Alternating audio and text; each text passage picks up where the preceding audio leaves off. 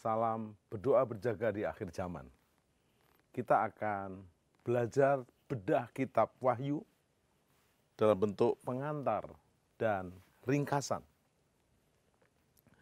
Apa yang menarik, ternyata arti daripada kitab Wahyu, kata Wahyu menurut Kamus Besar Bahasa Indonesia adalah petunjuk dari Allah yang diturunkan kepada para nabi dan rasulnya melalui mimpi, penglihatan, dan lain-lainnya.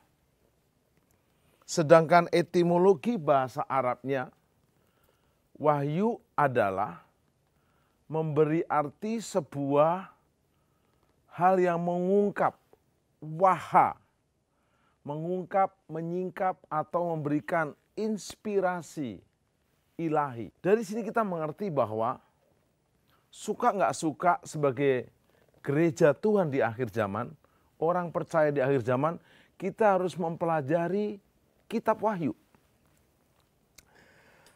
Apa yang menarik, kata Ibrani daripada Wahyu adalah kazon. Diterjemahkan dengan wahyu yang dapat pula bermakna penglihatan, karena berasal dari kata kaza, yaitu melihat, memandang, dan mengamat-amati. Apa yang menarik? Yang menarik adalah kata Yunaninya adalah apokalipsis. Apa itu apokalipsis? Barangkali lebih baik diterjemahkan dengan penyataan atau penyingkapan. Wow. Menyingkapkan akan masa depan gereja, juga menyingkapkan akan langkah-langkah kronologi akhir zaman. Tentunya orang percaya yang mau sungguh-sungguh mendekat dan melekat dengan Tuhan Allah, mau menerima penyingkapan ini. Kata ini secara konseptual berarti berbaring telanjang, membuka selubung, mengeluarkan sesuatu yang sebelumnya tersembunyi. Yang menulis kitab Wahyu hanya Rasul Yohanes sendirian, 22 pasal. Karena bukan dia yang menulis, Tuhan yang menyingkapkan. Kekasih-kekasih Tuhan, kita lihat sekarang sejarah penulisan kitab Wahyu.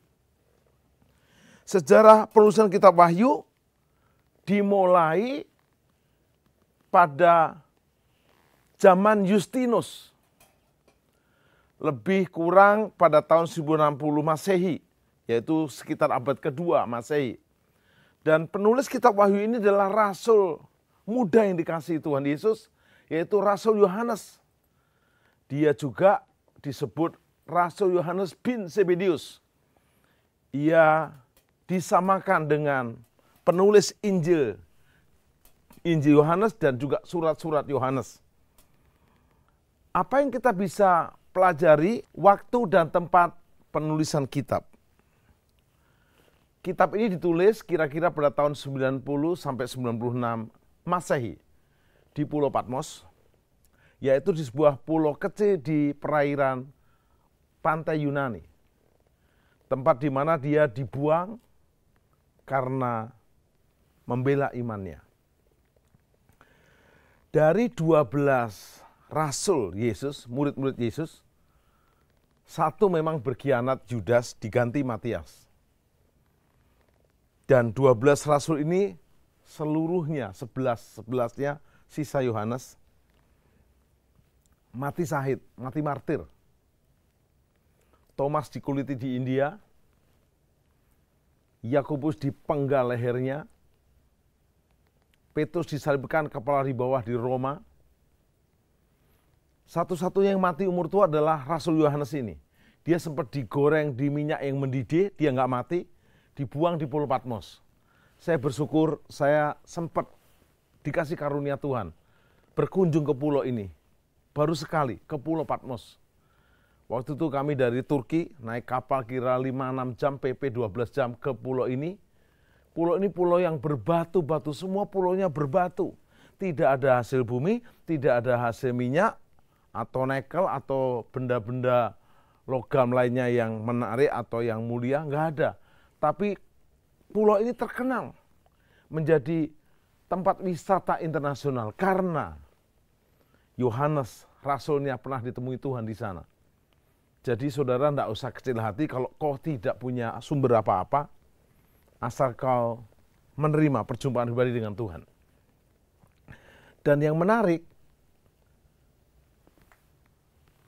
wahyu ini ditujukan kepada jemaat-jemaat di Asia Kecil waktu itu.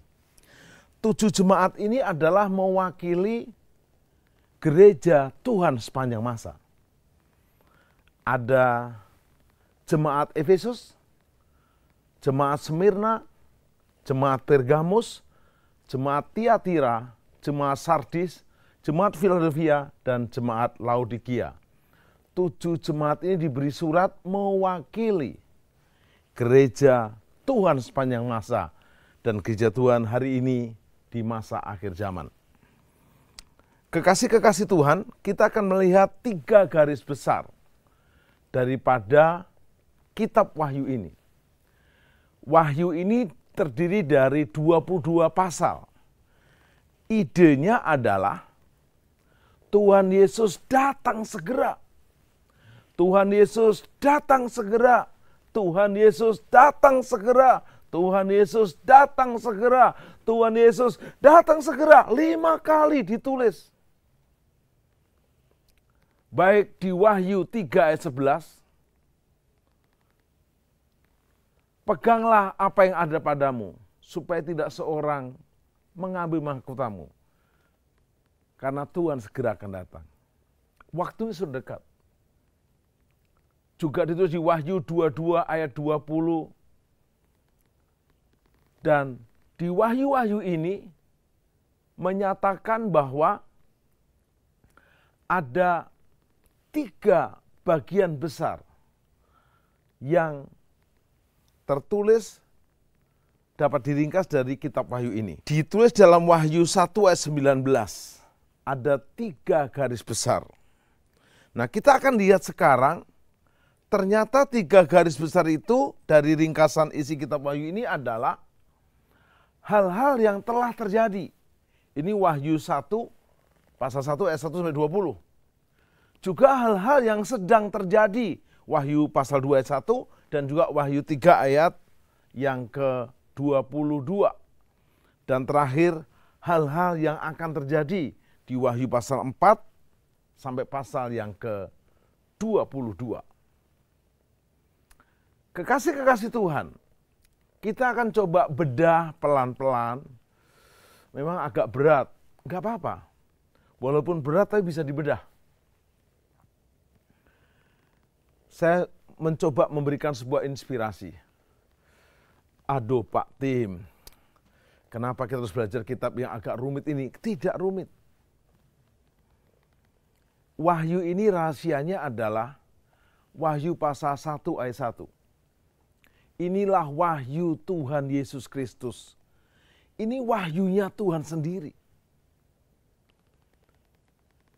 Dan dikatakan di ayat 3, berbagailah orang yang membaca, orang yang mendengarkan dan menurutinya. Jadi iblis mencoba membelokkan supaya kita tidak membaca wahyu. Karena ini wahyu Tuhan Yesus Kristus untuk kita. Dan kalau Anda membaca wahyu, Anda akan makin dekat dengan Dia. Pencipta saudara, penebus saudara, Tuhan, Raja, dan mempelai surgawi kita. Mari kita akan lihat bersama-sama sekarang. Kitab Wahyu yang pertama adalah mencatat, menulis hal-hal yang telah terjadi. Di Wahyu pasal 1 ayat 1 sampai 20. Apa aja? Yang pertama, Yesus telah mati buat kita, bangkit, duduk di sebelah kanan Allah Bapa, dan Dia akan datang kembali. Wahyu 1 ayat 1 sampai yang ke-8. Yang kedua, Yesus telah melepaskan kita dari dosa dan membuat kita menjadi imam-imam bagi kerajaan Bapanya. Wahyu 1 ayat 5 dan 6. Yang ketiga, Yesus telah menampakkan dirinya sebagai kepala gerejanya dalam kemuliaannya. Setelah Yesus bangkit dan langsung naik ke surga, dia menyatakan diri dalam 10 kali pertemuan dalam waktu 40 hari supaya firm dan nyata. Muridnya yakin, gurunya tidak terus mati tapi bangkit dan naik ke surga. Dan yang keempat, Rasul Yohanes telah dibuang ke pulau itu, di Pulau Patmos, di ayat yang ke-9. Dan yang dahsyat, Yohanes telah menulis kitab Wahyu di pasal 1 ini ayat 9-20. Yang kedua sekarang, hal-hal yang sedang terjadi yaitu kondisi ke-7 gereja Tuhan di Asia Kecil waktu itu. Anda perhatikan, kalau Anda selidiki ternyata di peta Asia Kecil 7 gereja ini memang pernah ada. Dan yang saya bersyukur, sebelum saya ke Pulau Patmos berlayar, saya mampir di 7 gereja ini. 7 gereja ini adalah nama-nama daerah, nama-nama kota. Kota Efesus, kota Smyrna, kota Pergamo, Sardis, Laodikia, dan sebagainya. Namun yang menarik, sekarang seluruh gerejanya itu sudah roboh. Tinggal tiang dan puing-puing. Karena memang yang dimaksudkan gereja Tuhan bukan hanya gedungnya aja, organisasinya aja bukan, tapi organismenya. Saya dan saudara adalah gereja Tuhan. 1 Korintus 3:16 berkata, tidak tahukah kamu bahwa tubuhmu adalah bait Allah? Yang pertama kepada gereja di Efesus. Ini gereja yang meninggalkan kasihnya yang semula. Wahyu 2 ayat 1-7. Kedua ada gereja di Smyrna, itu gereja yang setia. Wow, keren. Wahyu 2 ayat 8-11. Dan yang ketiga gereja Pergamus yang sinkritisme. Dia menyembah Tuhan Yesus tapi juga menyembah yang lain. Mencoba, mohon maaf, selingkuh secara rohani. Bahaya. Yang keempat gereja Tiatira, gereja yang kompromi dengan berhala. Wahyu 2 18-29. Dan yang kelima gereja di Sardis, gereja yang mati. Kamu hidup tapi kamu mati. Nama Sardis jarang dipakai oleh gereja zaman sekarang karena artinya mati. Sardis mati. Wahyu pasal 3 1-6. Dan yang keenam adalah gereja Philadelphia yang mengasihi Tuhan. Wahyu 3 ayat 1-13. Banyak sekali nama gereja Philadelphia karena artinya mengasihi Tuhan Yesus. Dan yang ketujuh, gereja Laodikia, gereja yang suam kuku. Wahyu 3 ayat yang ke-14-22. Kekasih-kekasih Tuhan, kita akan coba belajar poin yang ketiga. Kita sudah bergerak maju terus untuk boleh ternyata wahyu ini bukan bicara yang sudah, yang sedang, tapi yang akan. Hal-hal peristiwa yang akan terjadi. Wow, ini Wahyu pasal 4 ayat yang ke-1 mulai sampai pasal 22 sampai selesai. Semuanya ini belum terjadi tapi akan segera terjadi.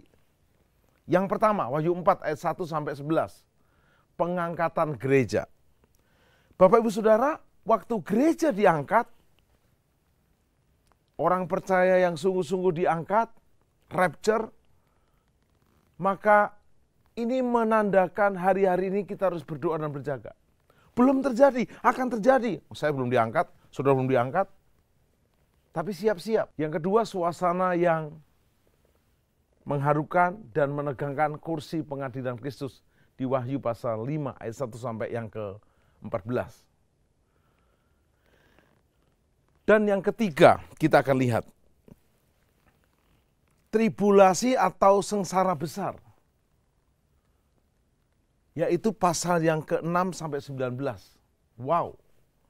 Munculnya antikristus di Wahyu 13 ayat 1 sampai 18. 21 murka Allah yang sempurna. Murka Allah tapi sempurna. Ada hukuman 7 meterai, 7 sangkakala, 7 cawan. Tentu tidak sekarang kita bahas, nanti kita bahas di episode-episode berikutnya perlahan-lahan. Tetapi yang berikutnya, yang keempat, peristiwa di pertengahan tribulasi, yaitu memeteraikan 144.000 hamba Tuhan Israel di Wahyu pasal 7. Kitab yang terbuka, Wahyu pasal 10, munculnya dua saksi Tuhan, yaitu Musa dan Elia. Kok bisa begitu, Pak? Benar. Konfirmasinya adalah waktu Yesus dimuliakan di atas gunung, yang datang Musa dan Elia. Musa, waktu dia meninggal, jenazahnya nggak ada. Sehingga sampai sekarang kuburannya nggak ada. Karena Musa diangkat Tuhan. Elia jelas naik kereta berapi naik ke surga. Karena itu hari-hari ini Anda harus percaya janjinya itu ya dan amin. Terus antikristus menyerang bangsa Israel sehingga bangsa Israel betul-betul hanya bisa bergantung dan berharap mengandalkan Tuhan Allah saja. Kita melihat yang kelima ada kedatangan Kristus yang kedua kali. Yaitu bersama orang-orang kudusnya dia turun di muka bumi. Menginjakkan kakinya di Bukit Zaitun, di Wahyu pasal 19 dan juga Wahyu pasal 21, ayat 1-6. Yang keenam ada takhta putih dan kiamatnya dunia terjadi. Dan pengadilan takhta putih Wahyu 20. Kekasih-kekasih Tuhan, di sini kita akan melihat surga dinyatakan di Wahyu pasal 21. Dan akhirnya neraka merupakan tempat penderitaan juga dinyatakan selamanya. Inilah yang namanya kekekalan. Kekasih-kekasih Tuhan. Pak, kok mulai agak pusing? Tenang. Tidak perlu pusing. Karena ada materi penutup yang sangat bagus, merupakan aplikatif untuk kita hari-hari ini boleh berespon. Saya mau beri contoh.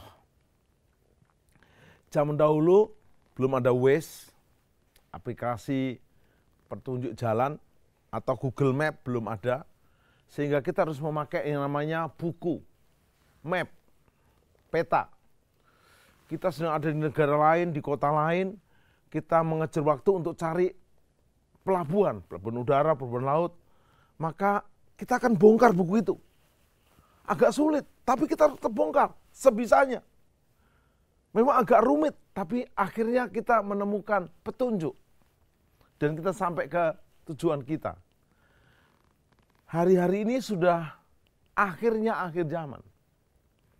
Maka yang tepat Anda juga mempelajari kitab akhirnya di Alkitab, yaitu Wahyu. Ini wahyu Tuhan Yesus Kristus. Kalau Anda dekat sama Tuhan pasti bisa. Dan di ayat 3 dijanjikan Wahyu pasal 1 ayat 3, berbagailah orang yang membaca, mendengar, dan menuruti. Anda baca sudah bahagia, mendengar double bahagia, menuruti triple bahagia. Mau apa lagi?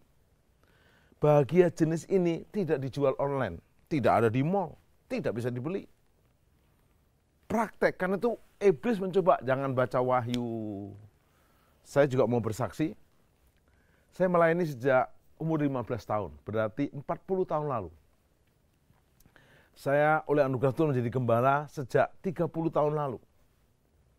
Tapi jujur, saya belum pernah khotbah seri tentang Wahyu. Dan saya juga banyak tanya teman-teman saya, jarang. Tapi hari ini saya coba belajar bersama. Saya nggak bilang bahwa saya lebih dari saudara, enggak, mana bisa. Belajar bersama. Kitab Wahyu tidak bisa ditafsirkan. Tidak mengandung alegori. Tidak bisa dianalisa, tapi bisa dibedah. Minimal dari bahasa aslinya, bahasa Inggrisnya, aplikasinya. Nasihat-nasihat Wahyu 22 ayat 1 sampai yang ke-21. Hari-hari ini respon kita kalau kita sudah mempelajari kitab Wahyu, kita memasuki akhir zaman, hiduplah kudus. Hari-hari ini mari hidup kudus. Bahasa aslinya kados, artinya dipisahkan dari dunia. Surga itu kudus, surga itu kados. Kalau Anda kudis, ya bukan kados, bukan surga. Pastikan Anda kados, kudus, dipisahkan dalam seluruh kehidupanmu. Bukan hanya kehidupan beribadah, kehidupan keluarga, suami istri, pekerjaan, bisnis, seluruhnya. Kalau ada yang tidak kudus tapi kudis, singkirkan segera. Wahyu 22:11b, hendaklah kamu kudus dalam seluruh kehidupanmu, karena Allah itu Allah yang kudus. Zaman sekarang Pak, gimana bisa firman-Nya akan menguduskan kita? Penebusannya akan mengampuni kita. Roh-Nya akan mengurapi kita. Yang kedua, buanglah kecemaran. Dan jangan keraskan hatimu. Wahyu pasal 2 ayat 11a. Dikatakan di sini hari-hari ini jangan mempertahankan kecemaran di pikiran, kecemaran dalam tindakan, kecemaran dalam pelayanan. Jangan keraskan hatimu kalau ditegur. Saya siap ditegur. Saya mau belajar. Dan kalau ini sudah Anda lakukan, bersiap-siap. Kapan saja dia datang, Anda I'm ready. Ringkasan kitab Wahyu ini, karena menyatakan waktunya sudah dekat. 5 kali, aku datang segera, aku datang segera, aku datang segera, aku datang segera, aku datang segera. Kalau saudara sudah menerima warning, ini panggilan, akhirnya akhir zaman, jangan Anda nyantai. Berdoa, berjaga. Kita akan lihat Wahyu pasal 1 ayat 1-3. Ini juga sejajar dengan Maleaki pasal 3 ayat 2. Berbahagialah ia yang membacakan.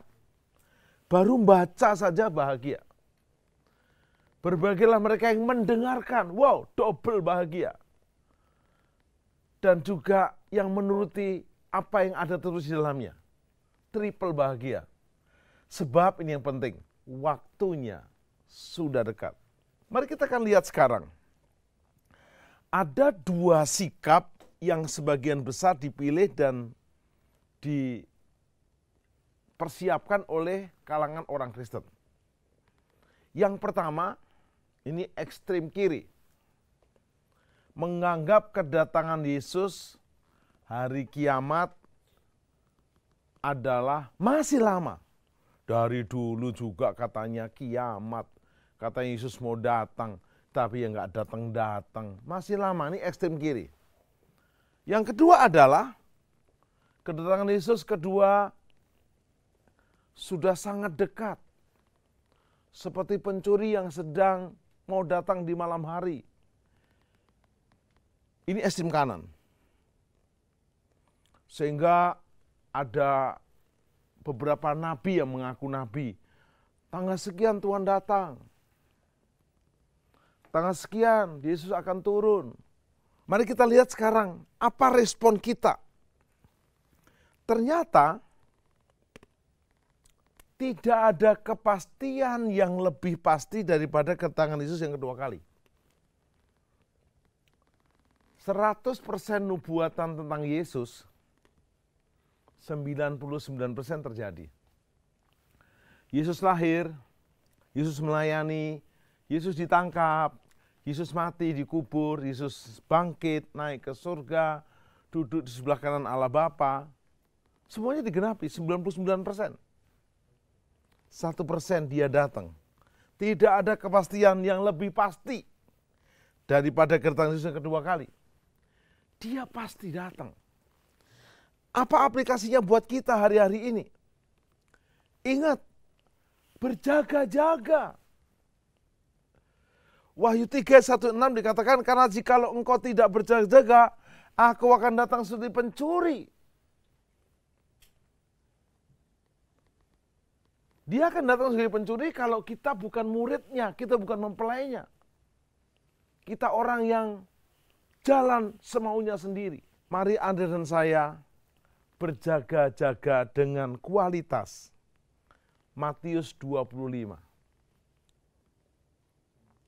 Matius 25, Yesus mengajarkan setelah khotbah akhir zaman di Matius 24, hendaklah berdoa berjaga.